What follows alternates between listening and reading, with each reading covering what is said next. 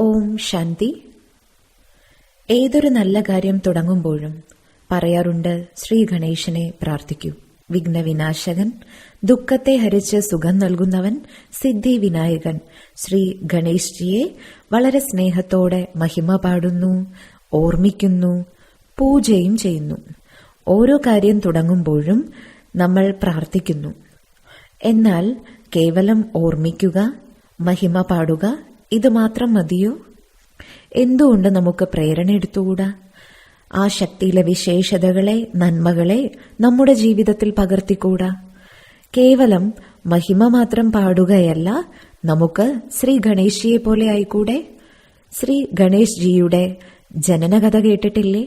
വളരെയധികം പാഠം നമുക്ക് കിട്ടുന്നുണ്ട്. ശങ്കർജി തപസ്സിനു വേണ്ടി ദൂരപർവ്വതത്തിൽ പോയി. ആ സമയത്ത് പാർവതിജി എന്തു ചെയ്തു? ദേവി തന്റെ ശരീരത്തിന്റെ ഒരു ഭാഗം ഉപയോഗിച്ചുകൊണ്ട് ഒരു കുട്ടിക്ക് ജന്മം കൊടുത്തു. ഒരു ദിവസം പാർവതി ദേവി തന്റെ ഗൃഹത്തിന്റെ പുറത്ത് ആ കുട്ടിയെ നിർത്തി സ്നാനത്തിനു വേണ്ടി പോയി. ആരെയും ഉള്ളിലേക്ക് പ്രവേശിപ്പിക്കരുതെന്ന് പറഞ്ഞു പോയി. ആ സമയത്താണ് ശങ്കർജി തിരിച്ചു വന്നത്. തന്റെ കുട്ടി കൃത്യമായി അമ്മ ഏൽപ്പിച്ച കാര്യം അവിടെ പാലിച്ചു. തന്റെ പിതാവാണെന്ന് പോലും തിരിച്ചറിയാതെ ഉള്ളിലേക്ക് പ്രവേശിക്കാൻ അനുവാദമില്ലെന്ന് അറിയിച്ചു. ശങ്കർജി വളരെ കുപിതനായി ആ കുട്ടിയുടെ ശിരസിനെ ഛേദിച്ചു. ശ്രീ പാർവതിജി പുറത്തേക്ക് വന്നു. അപ്പോഴാണ് മനസ്സിലായത് തന്റെ പുത്രന്റെ ശിരസാണ് ഛേദിച്ചിരിക്കുന്നത്. ശങ്കർജി പറഞ്ഞു, ഈ വഴിയിലൂടെ ആരാണോ ഇനി ആദ്യം പോകുന്നത് അവരുടെ ശിരസിനെ ഞാൻ നമ്മുടെ കുട്ടിക്ക് വെച്ചുകൊടുക്കുന്നതാണ്. ഈ കഥയെല്ലാം നമ്മൾ ധാരാളം കേട്ടിട്ടുണ്ട്. എന്നാൽ ഇതിനെക്കുറിച്ച് ചിന്തിച്ചിട്ടില്ല നമ്മൾ. ഇതെന്താണ് നമ്മളെ പഠിപ്പിക്കുന്നത്? അതിലൂടെ കടന്നുപോയത് ഒരാനയായിരുന്നു. ശങ്കർജി ആനയുടെ ശിരസിനെ മുറിച്ച് കുട്ടിയുടെ ശരീരത്തിൽ അതിനെ വെച്ചു. അങ്ങനെ നാമകരണം ചെയ്തു ഗണേശൻ. ഈ കഥ നമ്മെ എന്താണ് പഠിപ്പിക്കുന്നത്? ആ കുട്ടി തന്റെ അച്ഛനെ തിരിച്ചറിഞ്ഞില്ല. ശങ്കർജി ദേവത എത്രയോ വർഷം തപസ് ചെയ്തു വന്നിട്ടും കുപിതനായി കുട്ടിയുടെ ശിരസ് തന്നെ ഛേദിച്ചു. നോക്കൂ, താങ്കളോ ഞാനോ 10 മിനിറ്റെങ്കിലും ധ്യാനം ചെയ്താൽ ഇത്രയും ശീതളവും ശാന്തവുമായിട്ട് മാറുന്നു. ശബ്ദത്തിലേക്ക് വരാൻ പോലും ഇഷ്ടപ്പെടുന്നില്ല.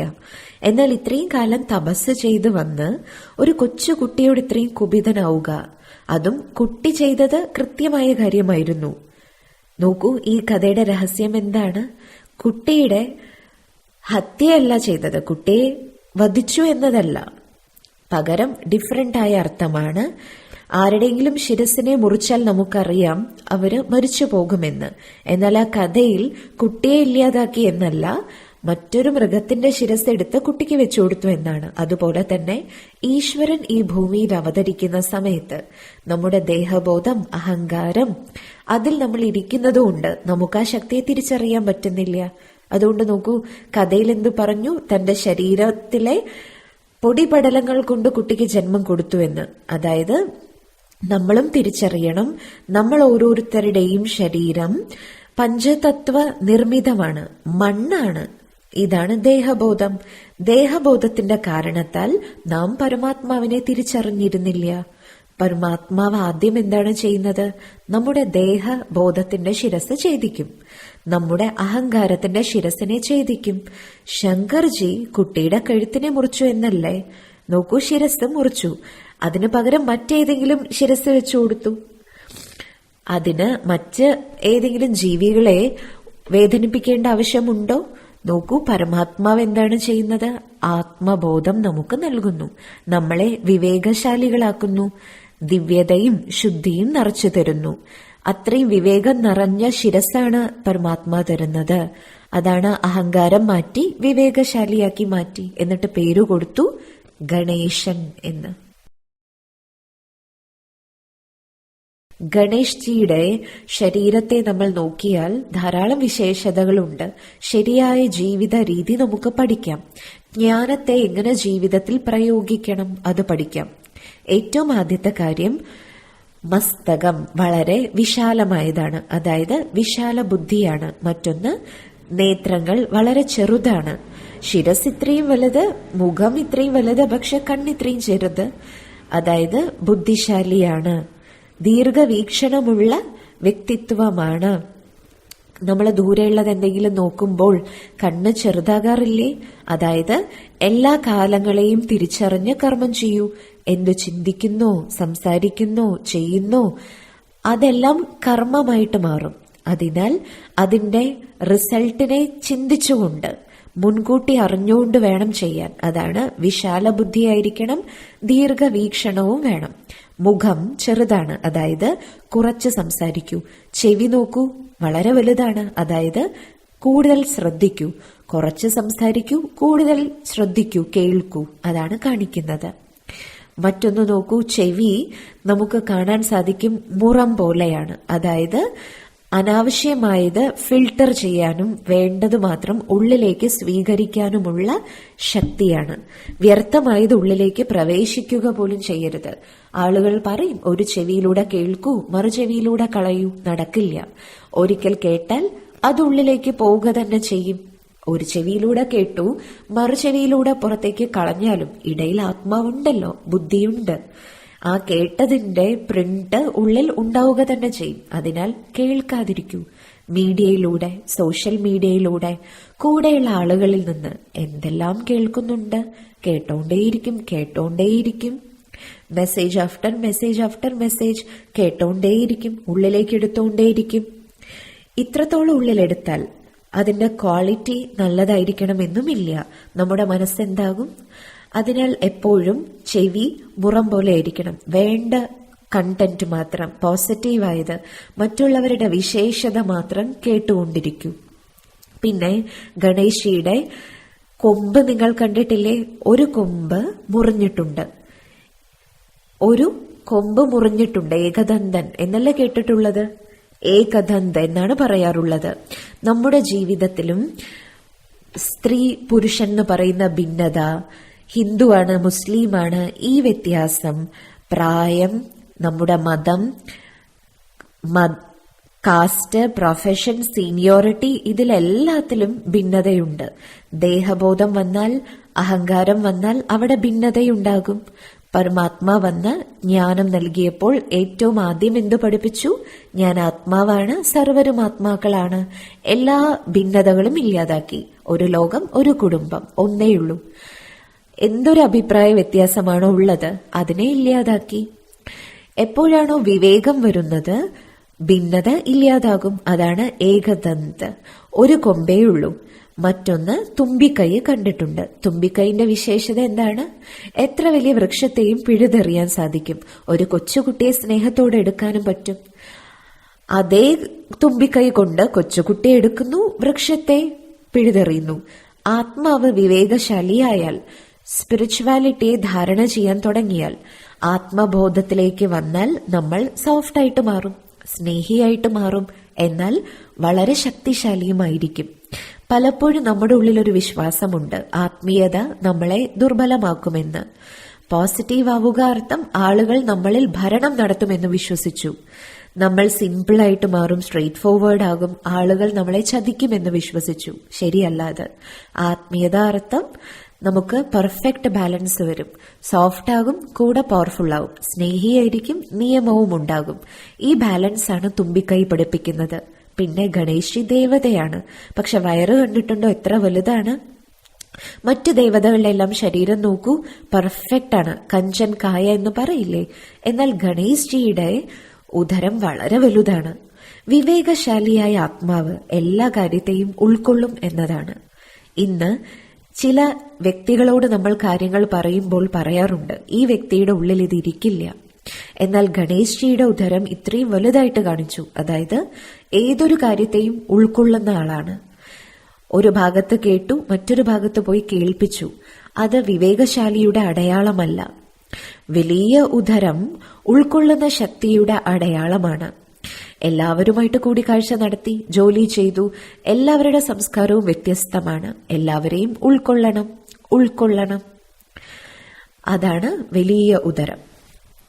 പിന്നെ ഗണേശ് ജിയുടെ 4 കരങ്ങൾ കാണിക്കാറുണ്ട്. ഓരോ കൈയിലും ഡിഫറെന്റ് അലങ്കാരങ്ങളുമുണ്ട്. ഒരു കയ്യിൽ എന്താണ്, മഴു കാണിച്ചിരിക്കുന്നു. ജ്ഞാനം പരമാത്മാവിലൂടെ നമുക്ക് കിട്ടുന്നുണ്ടല്ലോ, അത് ജ്ഞാനത്തിന്റെ മഴുവായിട്ട് മാറുന്നു. നമ്മുടെ തന്നെ വികാരങ്ങൾ, നെഗറ്റീവായിട്ടുള്ള സ്വഭാവങ്ങൾ, കർമ്മത്തിന്റെ പഴയ കണക്കുകളെ ഇല്ലാതാക്കാൻ സഹായിക്കുന്നത് ജ്ഞാനമാണ്. പഴയതിനെ ഇല്ലാതാക്കുക, അത് ജ്ഞാനത്തിലൂടെ നടക്കും. പഴയ കർമ്മക്കണക്ക് എന്തെല്ലാം ഉണ്ടോ ജ്ഞാനത്തെ ഉപയോഗിച്ചുകൊണ്ട് ഇപ്പോഴുള്ള കർമ്മം, പെരുമാറ്റം അതിനെ നല്ലതാക്കി മാറ്റാനും പഴയതിനെ ഇല്ലാതാക്കാനും പറ്റും. മറ്റൊരു കയ്യിൽ ഒരു റോപ്പ് കാണിച്ചിട്ടുണ്ട്, കയറ്. ജ്ഞാനത്തെ ഉപയോഗിച്ചു, ധ്യാനം ചെയ്തു. ഇനി ധാരണ അപ്പോഴേ ഉണ്ടാകുള്ളൂ ജീവിതത്തിൽ അച്ചടക്കം വരുമ്പോൾ. അച്ചടക്കം, സംയമനം, നിയന്ത്രണം ഇതില്ലെങ്കിൽ ധാരണ നടക്കില്ല. തന്റെ ജീവിതത്തെ അച്ചടക്കത്തിന്റെ കയറുകൊണ്ട് ബന്ധിക്കണം. അല്ലാതെ എന്തിഷ്ടപ്പെട്ടോ കഴിച്ചു, കുടിച്ചു, ഇഷ്ടമുള്ളപ്പോൾ ഉറങ്ങി, ഇഷ്ടമുള്ളത് സംസാരിച്ചു, തോന്നിയ ഇഷ്ടപ്പെടുന്ന രീതിയിൽ സമ്പാദിച്ചു, ഇത് വിവേകശാലി ആത്മാവിന്റെ അടയാളമല്ല. എന്നാൽ ജീവിതത്തെ അച്ചടക്കത്തിന്റെ കയറുകൊണ്ട് കെട്ടണം. ശരിയായ ചിന്ത, ശരിയായ വാക്കുകൾ, ശരിയായ കർമ്മം, ശരിയായ ഭക്ഷണരീതി, ശരിയായ രീതിയിൽ സമ്പാദിക്കുക. ഈ മര്യാദകൾ കൊണ്ട് തന്റെ ജീവിതത്തെ കെട്ടു. പിന്നെ മൂന്നാമത്തെ കൈ ആശീർവാദം കൊടുത്തുകൊണ്ടിരിക്കുന്നു. അതായത് കൈ എപ്പോഴും ഇങ്ങനെയാണ്. ഇന്ന് നമ്മൾ ജീവിതത്തിലേക്ക് തിരിഞ്ഞു നോക്കൂ. ഫുൾ ഡേ നമ്മൾ മറ്റുള്ളവരിൽ നിന്ന് വേണമെന്ന് ആഗ്രഹിക്കുന്നു. സ്നേഹം വേണം, ബഹുമാനം വേണം, അംഗീകാരം വേണം, പ്രശംസ വേണം, എന്നെ മറ്റുള്ളവർ പുകഴ്ത്തണം.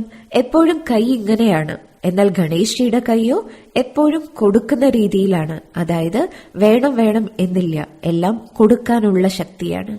എല്ലാവർക്കും കൊടുക്കണം. ഏറ്റവും ഇമ്പോർട്ടന്റ്, എല്ലാവർക്കും ആശീർവാദം കൊടുക്കൂ. ആശീർവാദം കൊടുക്കൂ.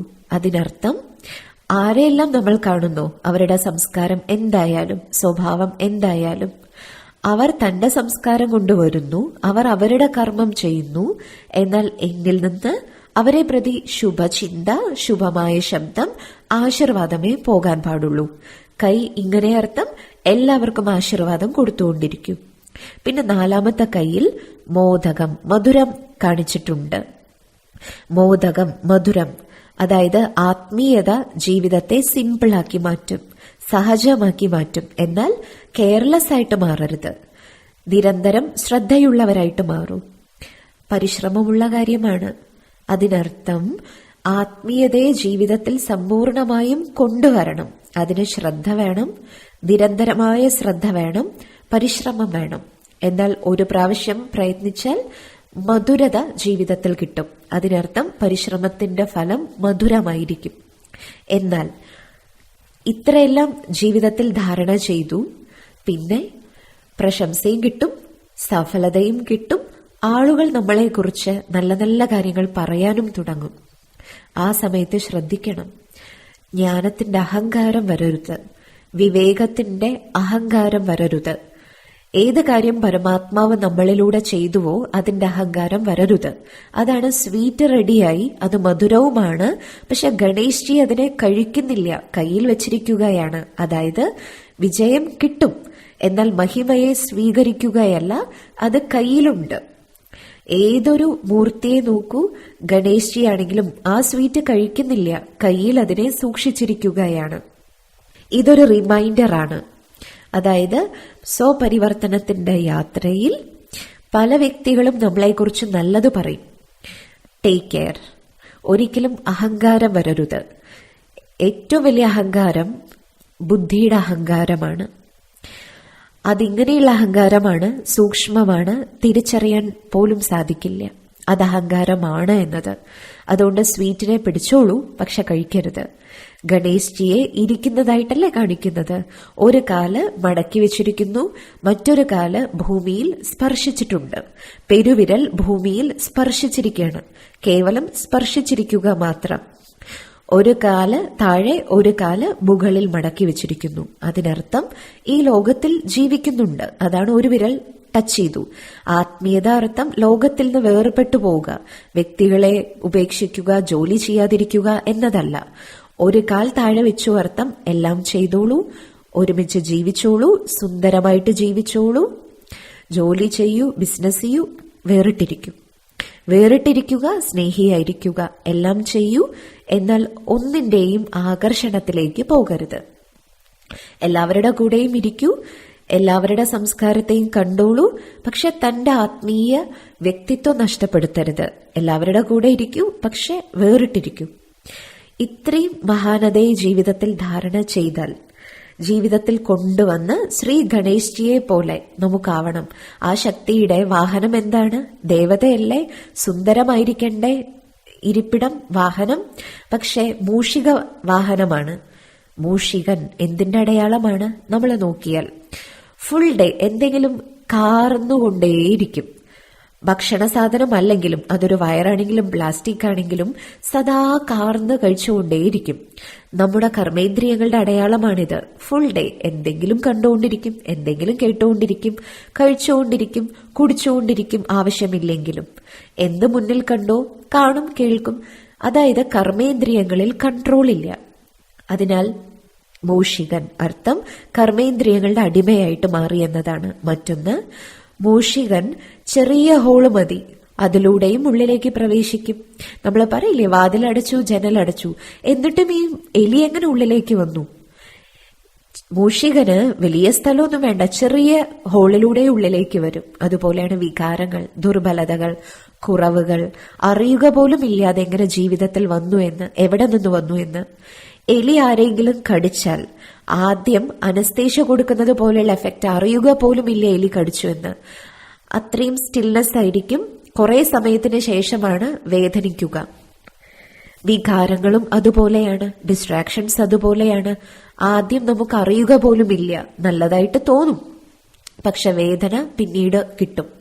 എപ്പോഴാണോ നമ്മൾ വിശാല ബുദ്ധിയാകുന്നത്, ദീർഘവീക്ഷണമുള്ളവരാകുന്നത്, നല്ലത് കേൾക്കുന്നവരാകുന്നത്, കുറച്ച് സംസാരിക്കുന്നവർ, സോഫ്റ്റ് പവർഫുൾ ആയിട്ട് മാറുന്നത്, കാര്യങ്ങളെ ഉൾക്കൊള്ളുന്നവരായിട്ട് മാറുന്നത്, ജ്ഞാനത്തിന്റെ മര്യാദയിൽ ജീവിക്കുന്നത്, വികാരങ്ങളെ മഴ ഉപയോഗിച്ച് മുറിക്കുന്നത്, സർവർക്കും ആശീർവാദം കൊടുക്കുന്നവർ, നിർവികാരിയായിരിക്കുന്ന വ്യക്തിയാകുന്നത്.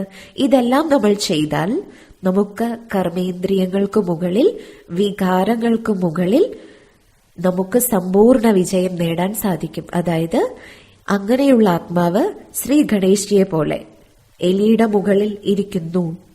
അതായത് വികാരങ്ങൾ എന്റെ കൺട്രോളാണ്. ഇതെല്ലാം പ്രാപ്തമാക്കി അതിനുശേഷം ഗണേശ്ജിയോടൊപ്പം ഒരു ഭാഗത്ത് രിദ്ധിയെ കാണിക്കുന്നു, മറ്റൊരു ഭാഗത്ത് സിദ്ധിയെ കാണിക്കുന്നു.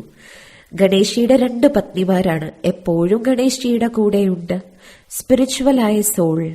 ഇതെല്ലാം ജീവിതത്തിൽ ധാരണ ചെയ്താൽ സമ്പൽ സമൃദ്ധി, വിജയം, ഇത് രണ്ടും ആത്മാവിന്റെ കൂടെ ഉണ്ടാകും. ഏതാത്മാവാണോ വിജയവും സമ്പൽ സമൃദ്ധിയിൽ ഇരിക്കുന്നത്, അവർക്ക് ജീവിതത്തിൽ യുദ്ധം ചെയ്യേണ്ട ആവശ്യം വരില്ല. സമൃദ്ധി വന്നു, വിജയം വന്നു, അത് ആത്മാവിന്റെ കൂടെ തന്നെയുണ്ടാകും.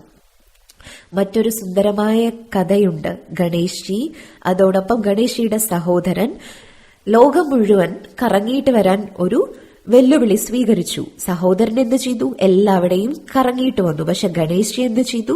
തന്റെ മാതാപിതാവിനെ മാത്രം വലം വെച്ചു. ഇന്ന് നമ്മളെല്ലാവരും ജീവിതത്തിൽ വളരെ പ്രയത്നിക്കുന്നുണ്ട്. സന്തോഷത്തിന് വേണ്ടി, ആരോഗ്യത്തിന് വേണ്ടി, നല്ല ബന്ധങ്ങൾക്ക് വേണ്ടി, ജോലിക്ക് വേണ്ടി നമ്മൾ നമ്മുടെ ലോകത്തിൽ വളരെ പ്രയത്നിക്കുന്നുണ്ട്. സമയവും നോക്കൂ, നമുക്ക് സ്വയത്തിന് വേണ്ടി കണ്ടുപിടിക്കാൻ സാധിക്കുന്നില്ല. എന്നാൽ ലോകത്തിനെയും നിയന്ത്രിക്കാൻ നമുക്ക് സാധിക്കുന്നില്ല.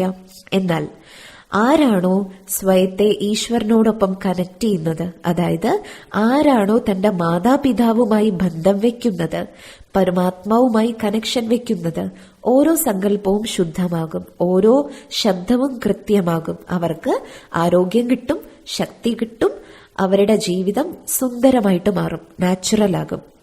ലോകത്തിന്റെ വലം വെക്കേണ്ട ആവശ്യം ഇല്ല. പക്ഷെ പരമാത്മാവുമായിട്ട് കണക്ഷൻ വെച്ചാൽ നമ്മുടെ ലോകം പെർഫെക്റ്റ് ആയിട്ട് മാറാൻ തുടങ്ങും. അതായത് മനസ്സിനെ ജയിച്ചാൽ നമുക്ക് ലോകത്തെ സ്വതവേ ജയിക്കാൻ സാധിക്കും. അതിനാൽ ഗണേശ്ജി ശരിയായ ജീവിതം ജീവിക്കാൻ നമ്മെ പഠിപ്പിക്കുന്നു. ഏതാത്മാവാണോ ഇതെല്ലാം ചെയ്യുന്നത്, അവരെ വിഘ്നവിനാശകൻ എന്ന് പറയും. വിഘ്നം അവരുടെ ജീവിതത്തിൽ വരിക പോലുമില്ല. വരുന്നതിനു മുമ്പേ വിഘ്നം ഇല്ലാതാകും. അങ്ങനെയുള്ള ആത്മാവ് തന്റെ ജീവിതത്തിൽ മാത്രമല്ല മറ്റുള്ളവരുടെ ജീവിതത്തിലെ വിഘ്നങ്ങളെ ഇല്ലാതാക്കും. നമുക്ക് ശ്രീ ഗണേശിയുടെ പൂജ മാത്രം ചെയ്താൽ മതിയോ? മഹിമ പാടിയാൽ മതിയോ? പോരാ. നമുക്ക് ഓരോരുത്തർക്കും ശ്രീ ഗണേശ്ജിയെ പോലെയായി മാറണം. വിഘ്ന വിനാശക ആത്മാവായിട്ട് മാറണം. എല്ലാവരുടെ ദുഃഖത്തെയും ഇല്ലാതാക്കി വിശ്വത്തിൽ സുഖവും സന്തോഷവും കൊണ്ടുവരണം. ആ പ്രതിജ്ഞ എടുക്കൂ. കേവലം പൂജ ചെയ്യുന്നവരല്ല, വിശേഷതകളെ തന്റെ ജീവിതത്തിൽ പകർത്തുന്നവരായിട്ട് മാറണം. ഏറ്റവും ഇമ്പോർട്ടന്റ് എന്താണ്? പരമാത്മാവുമായുള്ള ബുദ്ധിയുടെ ബന്ധം. ഡെയിലി കണക്ഷൻ വെക്കൂ.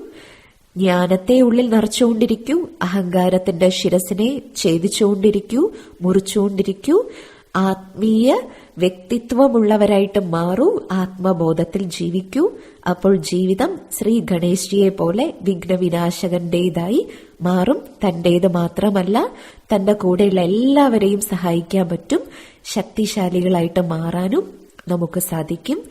നമ്മളെല്ലാവരും ശ്രീ ഗണേശ്ജിയെ പോലെയായി മാറണം. ഓം ശാന്തി.